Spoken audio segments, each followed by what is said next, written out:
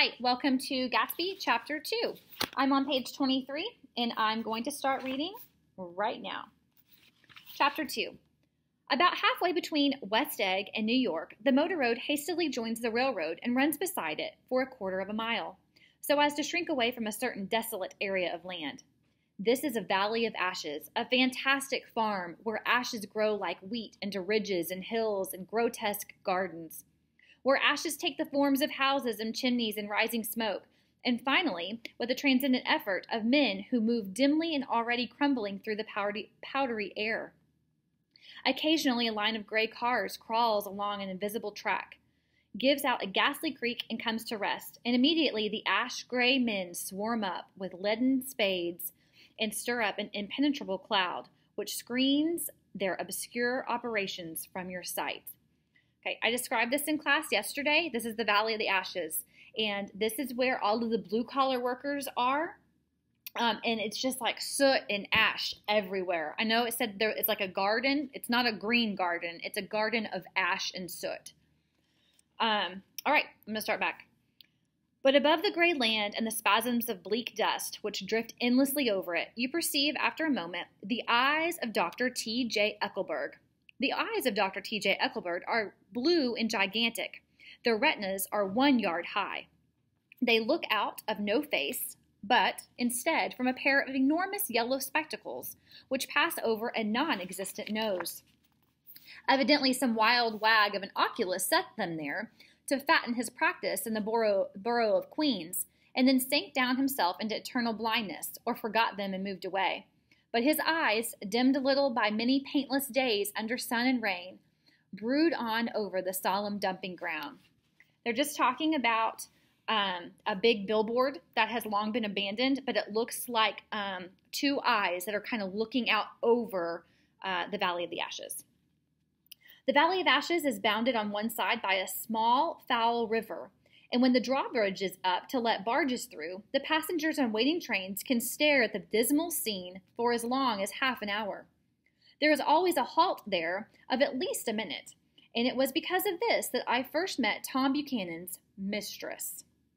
The fact that he had one was insisted upon wherever he was known. His acquaintances resented the fact that he turned up in popular restaurants with her, and leaving her at a table, sauntered about, chatting with whomsoever he knew. Though I was curious to see her, I had no desire to meet her. But I did. I went up to New York with Tom on the train one afternoon, and when we stopped by the ash heaps, he jumped to his feet, taking hold of my elbow, literally forced me from the car. "We're getting off," he insisted. "I want you to meet my girl."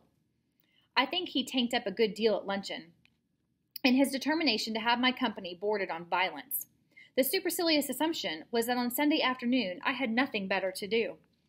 I followed him over a low, whitewashed railroad fence, and we walked back 100 yards along the road under Dr. Eckelberg's persistent stare. The only building in sight was a small block of yellow brick sitting on the edge of the wasteland, a sort of compact main street ministering to it, and contagious to absolutely nothing. One of the 3 shops it contained was for rent, and another was an all-night restaurant, approached by a trail of ashes. The third was a garage. Repairs, George B. Wilson, cars bought and sold, and I followed Tom inside. The interior was unprosperous and bare. The only car visible was the dust-covered wreck of a Ford, which crouched in a dim corner. It had occurred to me that this shadow of a garage must be a blind, and that sumptuous and romantic apartments were concealed overhead, when the proprietor himself appeared in the door of an office, wiping his hands on a piece of waste. He was a blond, spiritless man, anemic and faintly handsome. When he saw us, a damp gleam of hope sprang into his light blue eyes. "Hello, Wilson, old man," said Tom, slapping him jovially on the shoulder. "How's business?" "I can't complain," answered Wilson unconvincingly. "When are you going to sell me that car?" "Next week. I've got my man working on it now." "Works pretty slow, don't he?" "No, he doesn't," said Tom coldly, "and if you feel that way about it, maybe I'd better sell it to someone else after all." I don't mean that," explained Wilson quickly. "I just meant—" His voice faded off, and Tom glanced impatiently around the garage. Then I heard footsteps on the stairs, and in a moment the thickish figure of a woman blocked out the light from the office door. She was in the middle 30s and faintly stout, but she carried her surplus flesh sensuously as some women can. Her face, above a spotted dress of dark blue crepe de chine, contained no facet of gleam or of beauty, but there was an immediately perceptible vitality about her, as if the nerves of her body were continually smoldering. She smiled slowly, and walking through her husband as if he were a ghost, excuse me, shook hands with Tom, looking him flush in the eye. Walking through her husband as if he were a ghost, shook hands with Tom, looking him flush in the eye. Then she wet her lips, and without turning around, spoke to her husband in a soft, coarse voice. "Get some chairs, why don't you, so somebody can sit down." "Oh, sure," agreed Wilson hurriedly, and went toward the little office, mingling immediately with the cement color of the walls. A white ashen dust veiled his dark suit and his pale hair as it veiled everything in the vicinity, except his wife, who moved close to Tom. "I want to see you," said Tom intently. "Get on the next train." "All right." "I'll meet you by the newsstand on the lower level." She nodded and moved away from him just as George Wilson emerged with 2 chairs from his office door. We waited for her down the road and out of sight. It was a few days before the 4th of July, and a gray, scrawny Italian child was setting torpedoes in a row along the railroad track. "Terrible place, isn't it?" said Tom, exchanging a frown with Dr. Eckelberg. "Awful. It does her good to get away." "Doesn't her husband object?" "Wilson? He thinks she goes to see her sister in New York. He's so dumb, he doesn't know he's alive." So Tom Buchanan and his girl and I went up together to New York. Or not quite together, for Mrs. Wilson sat discreetly in another car. Tom deferred that much to the sensibilities of those East Eggers who might be on the train. She had changed her dress to a brown figured muslin, which stretched tight over her rather wide hips as Tom helped her to the platform in New York. At the newsstand, she bought a copy of Town Tattle and a moving picture magazine, and in the station drugstore some cold cream and a small flask of perfume. Upstairs, in the solemn, echoing drive, she let out 4 taxicabs drive away before she selected a new one, lavender-colored, with gray upholstery. And in this one we slid out from the mass of the station into the glowing sunshine. But immediately she turned sharply from the window and, leaning forward, tapped on the front glass. "I want to get one of those dogs," she said earnestly. "I want to get one for the apartment. They're nice to have, a dog." We backed up to a gray old man who bore an absurd resemblance to John D. Rockefeller. In a basket swung from his neck cowered a dozen very recent puppies of an indeterminate breed. "What kind are they?" asked Mrs. Wilson eagerly, as he came to the taxi window. "All kinds. What kind do you want, lady?" "I'd like to get one of those police dogs. I don't suppose you got that kind." The man peered doubtfully into his basket, plunged in his hand, and drew up one, wriggling by the back of the neck. "That's no police dog," said Tom. "No, it's not exactly a police dog," said the man with disappointment in his voice. "It's more of an Airedale." He passed his hand over the brown wash rag of a back. "Look at that coat. Some coat. That's a dog that'll never bother you with catching cold." "I think it's cute," said Mrs. Wilson enthusiastically. "How much is it? That dog?" He looked at it admiringly. "That dog will cost you $10. The Airedale, undoubtedly there was an Airedale concerned in it somewhere, though its feet were startlingly white, changed hands and settled down in Mrs. Wilson's lap, where she fondled the waterproof coat with rapture. "Is it a boy or a girl?" she asked delicately. That dog's a boy." "It's a bitch," said Tom decisively. "Here's your money. Go and buy 10 more dogs with it."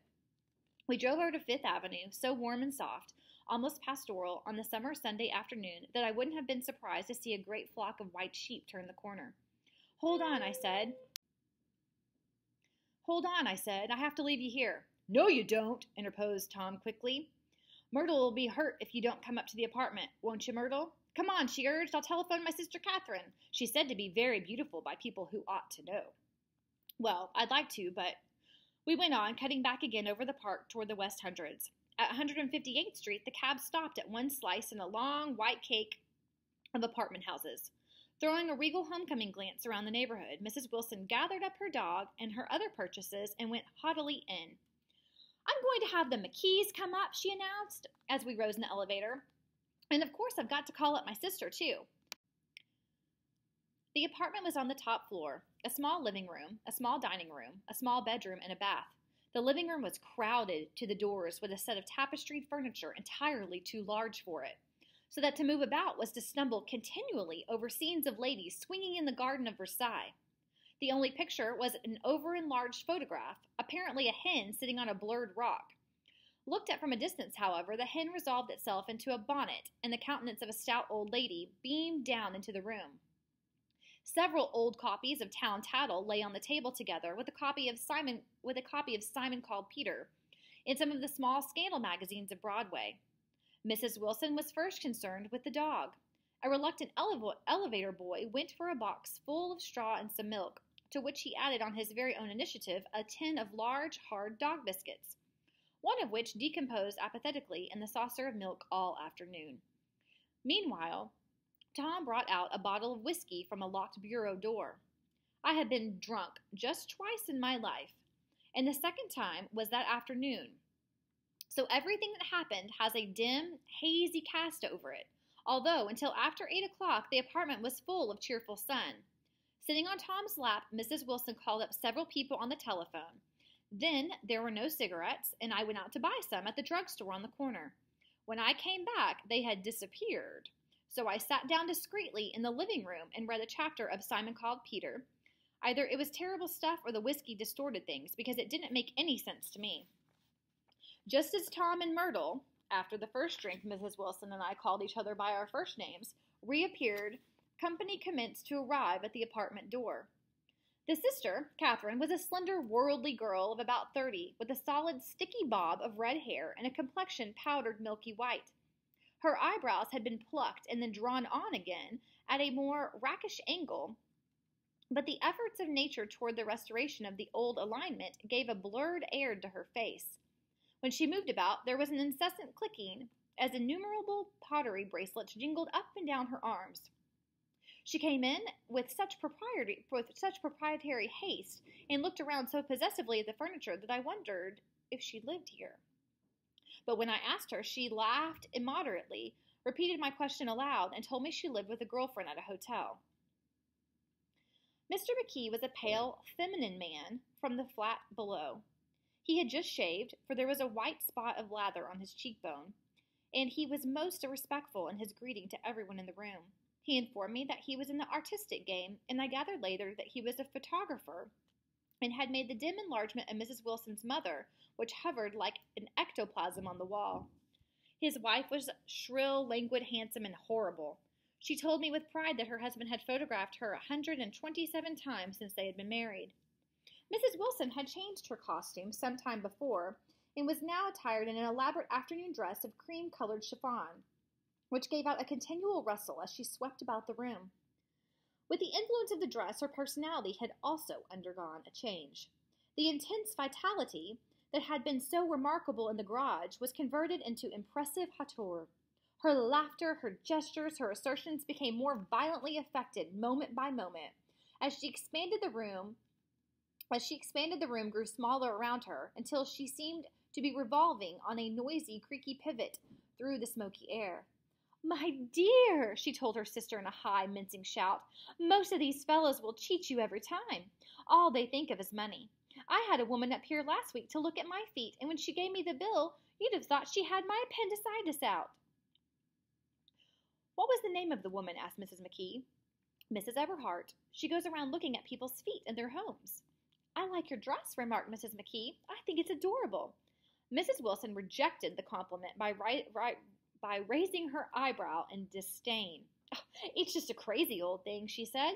"I just slip it on sometimes when I don't care what I look like."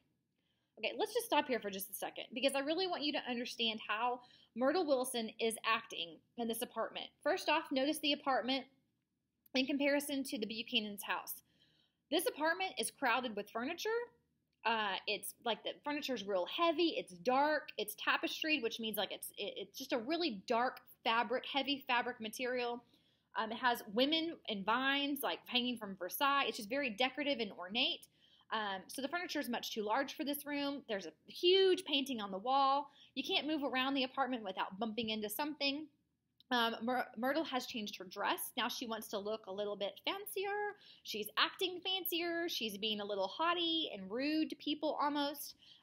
She just told Mrs. McKee, this old dress, oh, please. Like, we all know that you just got that dress and that you're showing it off because you don't have money. You don't come from money, and you desperately want people to think that you have money.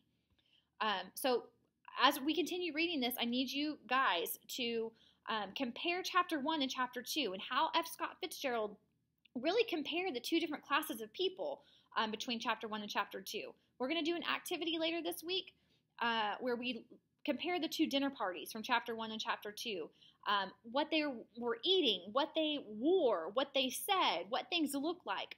So really try to take that in as much as you can. I know the language of this book is a little bit different, but just do as much as you can to really internalize what's happening here and how Myrtle Wilson is acting and how Tom acts in just a little bit because it's going to get a little crazy. All right. So Mrs. McKee is now talking. But it looks wonderful on you about that dress.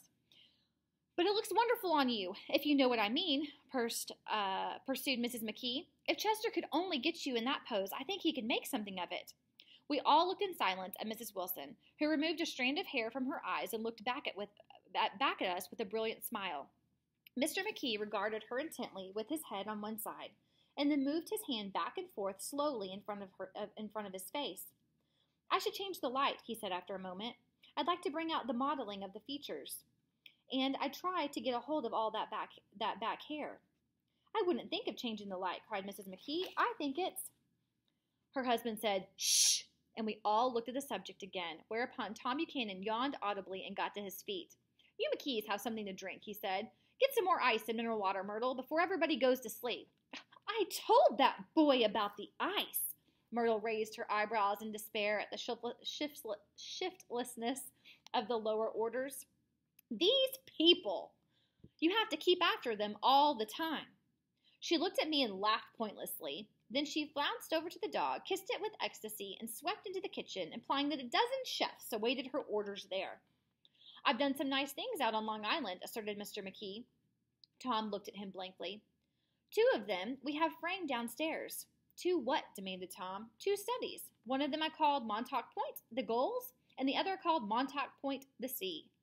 The Sister Catherine sat down beside me on the couch. Do you live down on Long Island, too? She inquired. I live at West Egg. Really? I was down there at a party about a month ago at a man named Gatsby's. Do you know him? Well, I live next door to him. Well, they say he's a nephew or a cousin of Kaiser Wilhelm's, and that's where all of his money comes from. Really? She nodded. I'm scared of him. I'd hate to have him get anything on me.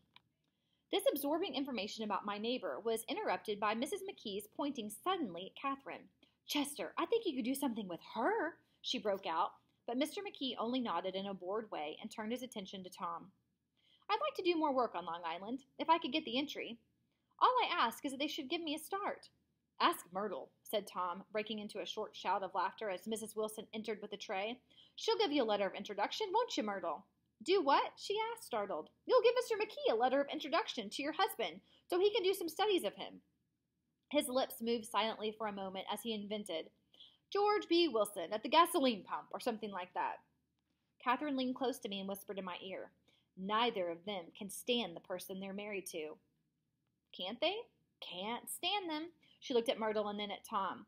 What I say is, why go on living with them if they can't stand them?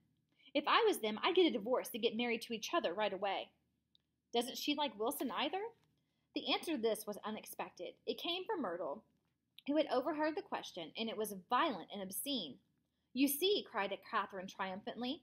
She lowered her voice again. It's really his wife that's keeping them apart. She's a Catholic, and they don't believe in divorce. Daisy was not a Catholic, and I was a little shocked at the elaborateness of the lie. When they do get married, continued Catherine, they're going west to live for a while until it blows over.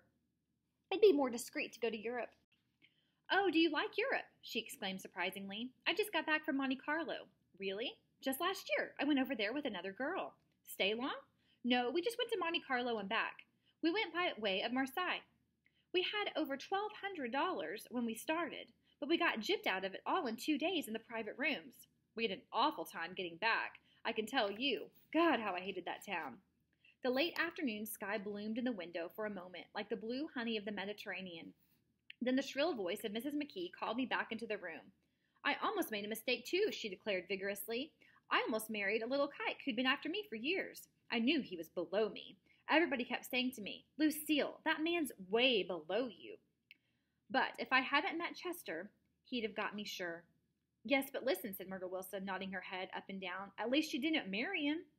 I know I didn't. Well, I married him, said Myrtle ambiguously, and that's the difference between your case and mine. Why did you, Myrtle? Demanded Catherine. Nobody forced you to. Myrtle considered. I married him because I thought he was a gentleman, she said finally. I thought he knew something about breeding, but he wasn't fit to lick my shoe. You were crazy about him for a while, said Catherine. Crazy about him, cried Myrtle incredulously. Who said I was crazy about him? I never was any more crazy about him than I was about that man there. She pointed suddenly at me, and everyone looked at me accusingly. I tried to show by my expression that I had played no part in her past.